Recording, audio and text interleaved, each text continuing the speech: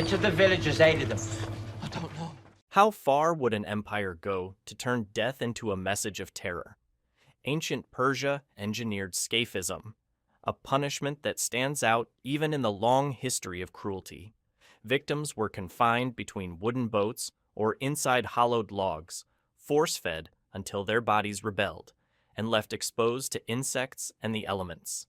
Greek accounts describe them lingering for days, sometimes more than 2 weeks, as their bodies decayed and their minds remained painfully aware. But how do we know this actually happened? What makes this method so unforgettable that it still disturbs us centuries later? Let's explore the story no history book wants to touch. The mechanics of Scaphism were as deliberate as they were brutal. The condemned was placed inside the lower half of a hollowed-out boat or log, the torso confined so tightly that movement was almost impossible. A matching upper shell was then secured on top, leaving only the head, arms, and legs protruding through cutouts. This setup exposed the most vulnerable parts of the body to the open air, while trapping the rest in darkness and filth. Straps or bindings immobilized the limbs, ensuring the victim couldn't shield themselves or escape even the smallest torment. The structure itself was simple, but every detail served a specific purpose: to maximize suffering and strip away any last shred of dignity.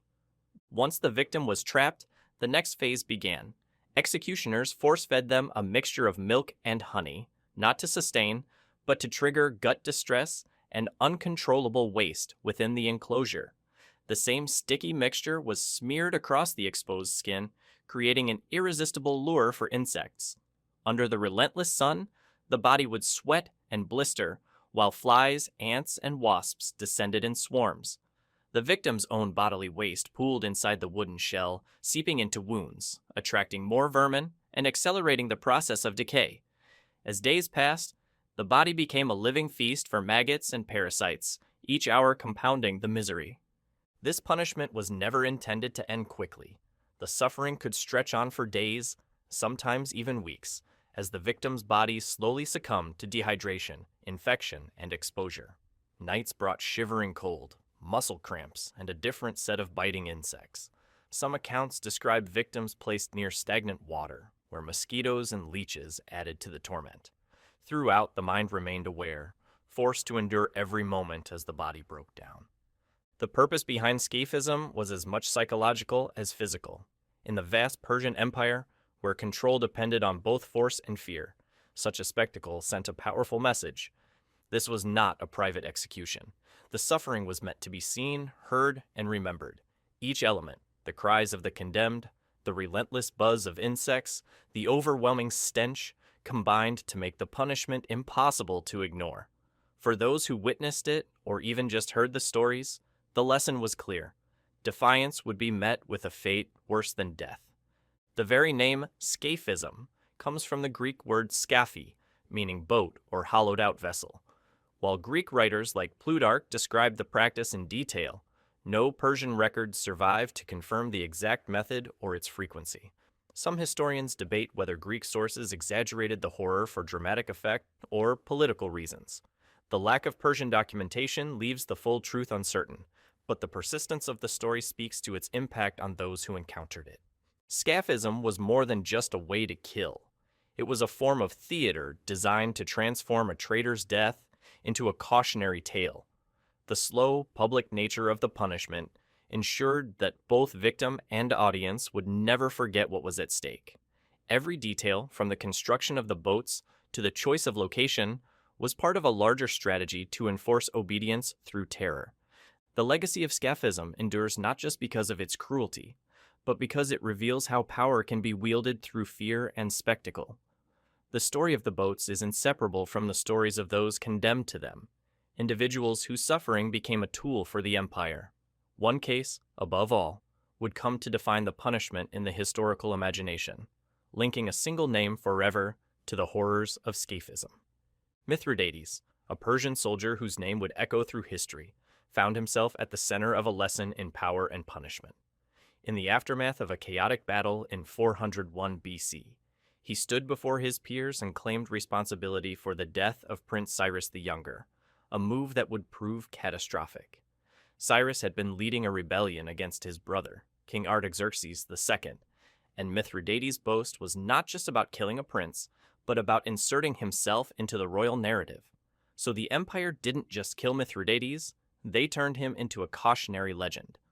The real issue was not the act itself, but the threat it posed to the king's authority.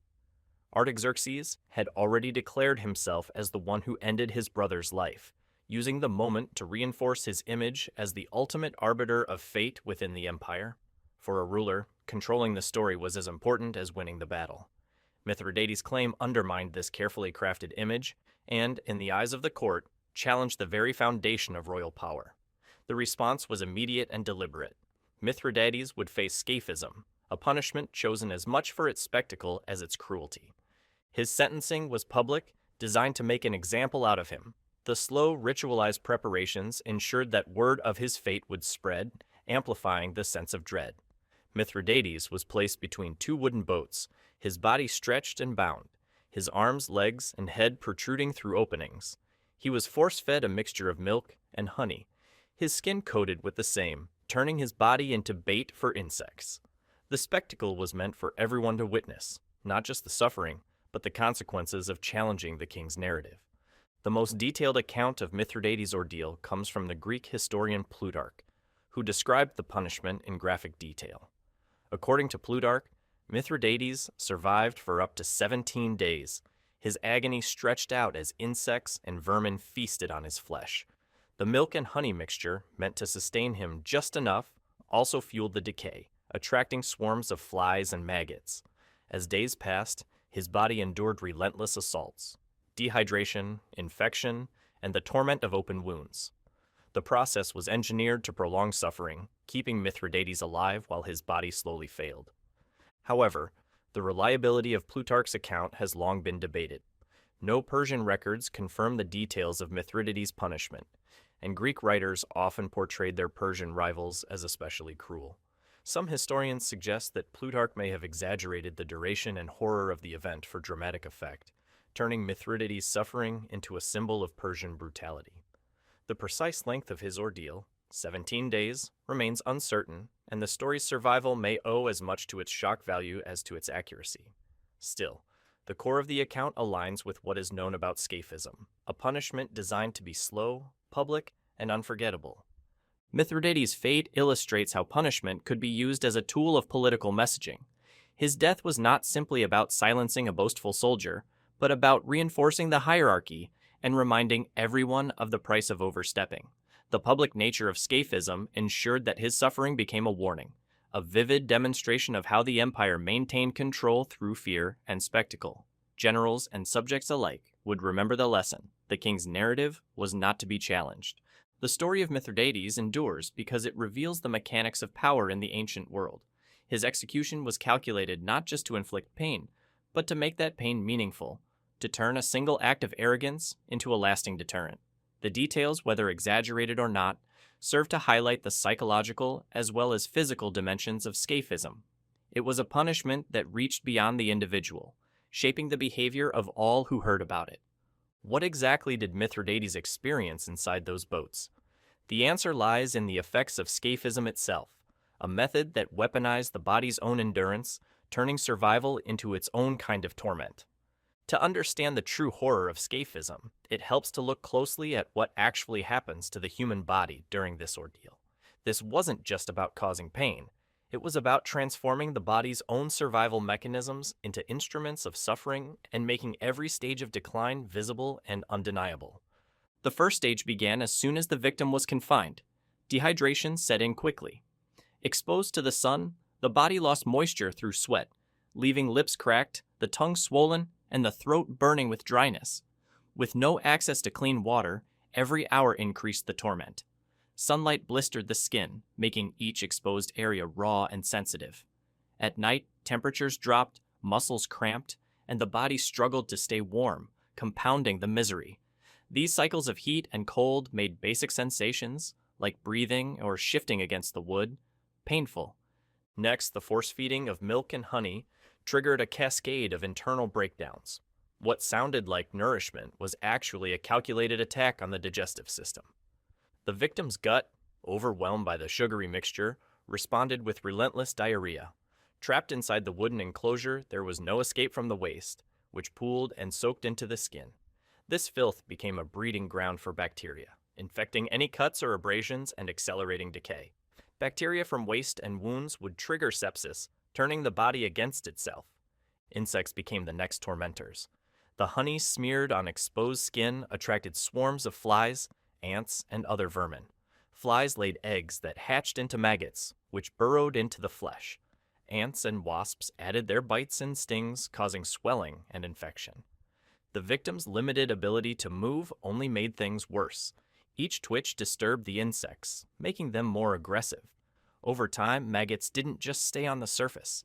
They worked their way into deeper tissue, eating away at muscle and fat in a drawn-out process. The skin broke down, wounds festered, and the body's natural defenses failed. Internally, the body's organs struggled to keep up. Dehydration thickened the blood, forcing the heart to pump harder. Kidneys began to fail, unable to filter toxins. As infection spread, fever and delirium set in. Sepsis, a total body infection, caused swelling, confusion, and pain that never let up. The body started to consume itself, breaking down muscle and fat to survive. Breathing became labored, and starvation slowly took hold.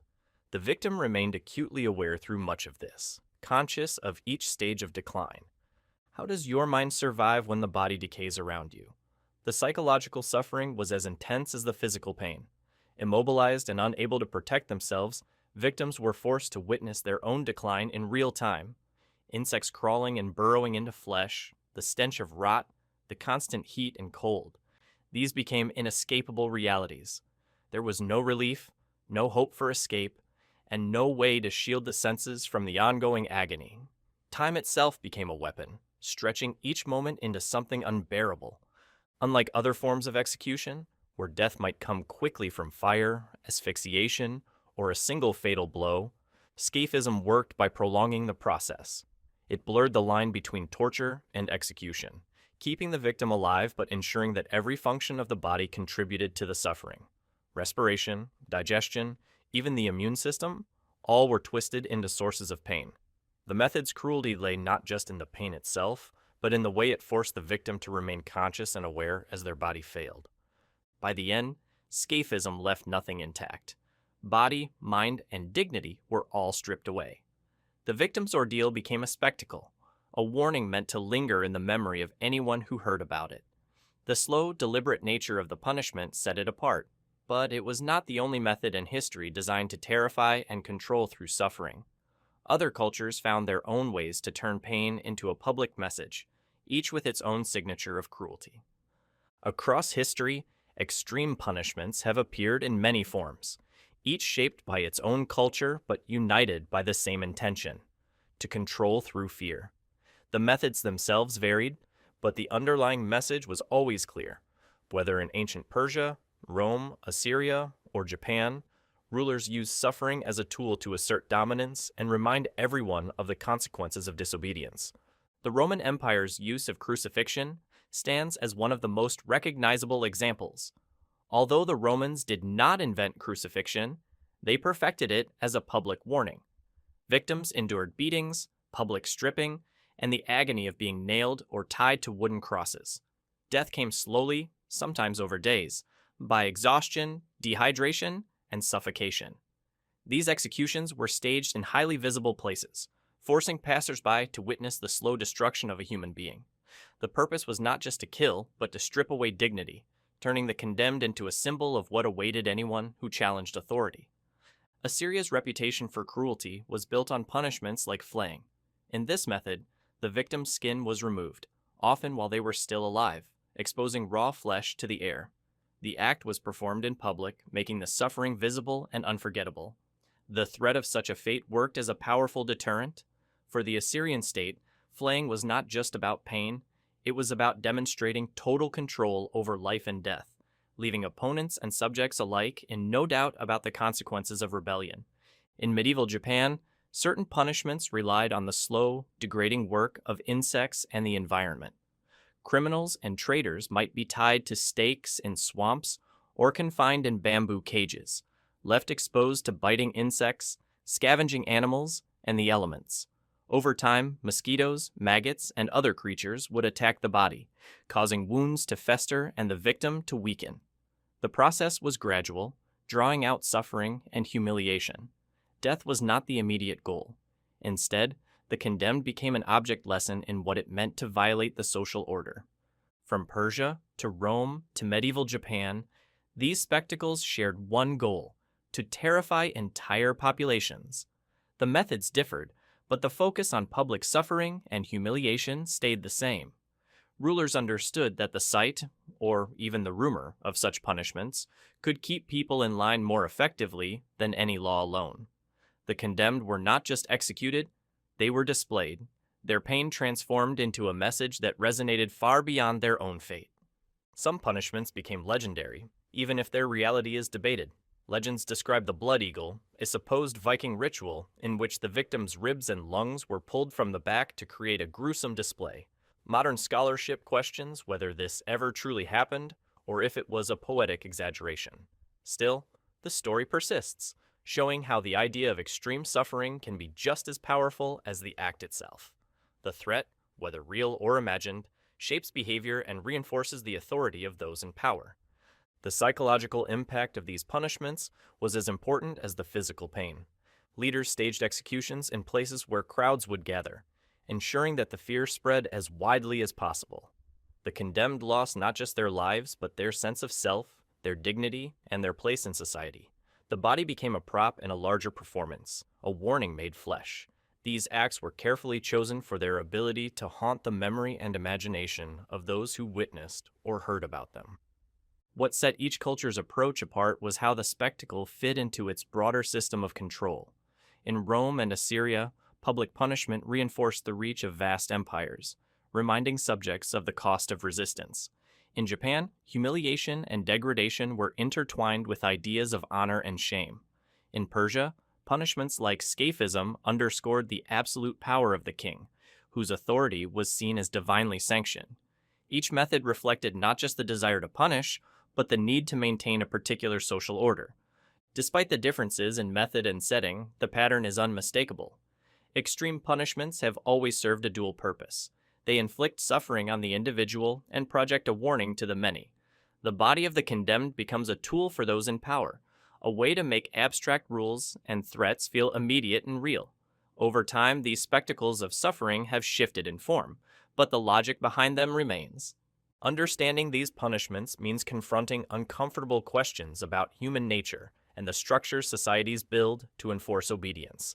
The history of Scaphism and its counterparts is not just a record of cruelty. It is a reflection of the lengths to which people will go when power, fear, and control are at stake. The impulse to invent punishments as extreme as Scaphism raises a difficult question. What drives people to such lengths? The answer is rarely simple cruelty. Instead, history suggests that the creation of these methods is rooted in the careful, strategic use of suffering as a tool for shaping society.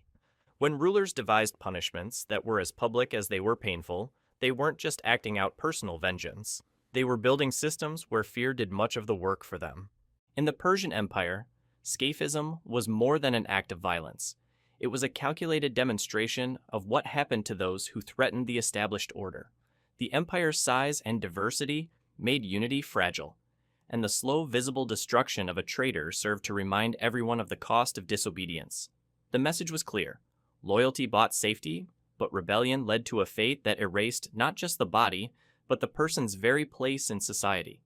Through such punishments, the state didn't simply enforce laws, it shaped culture, making obedience seem like the only rational choice.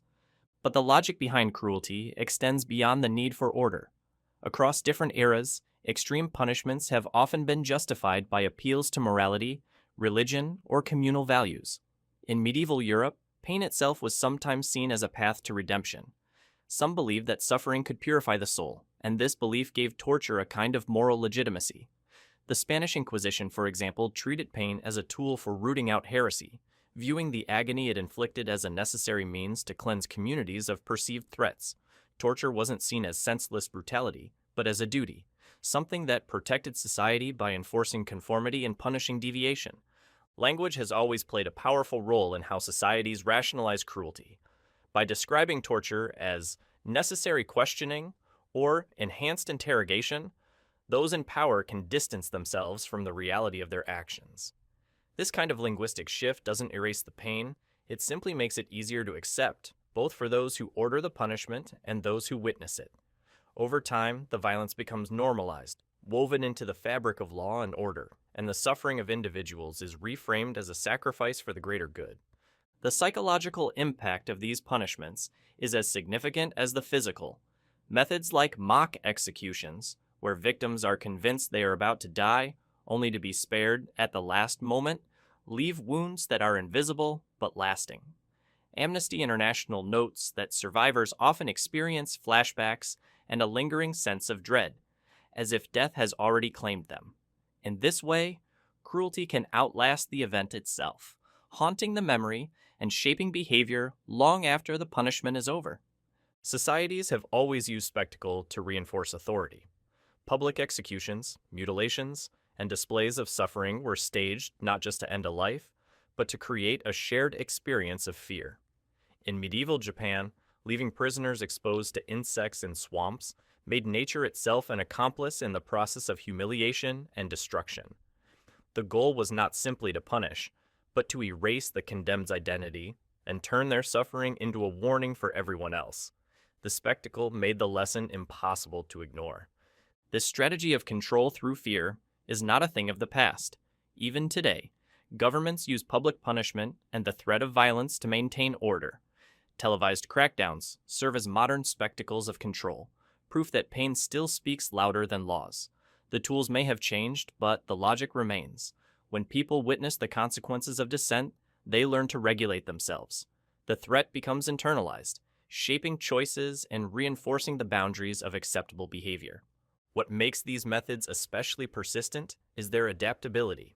When religious justifications faded, new rationales took their place. In the 19th and 20th centuries, public lynchings in America used spectacle and terror to enforce racial hierarchies and suppress entire communities.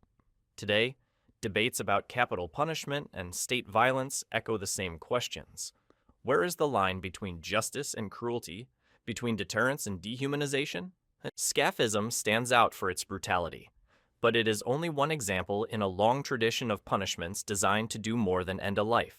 These methods weaponize time, pain, and visibility, transforming the suffering of a single person into a tool for shaping society as a whole.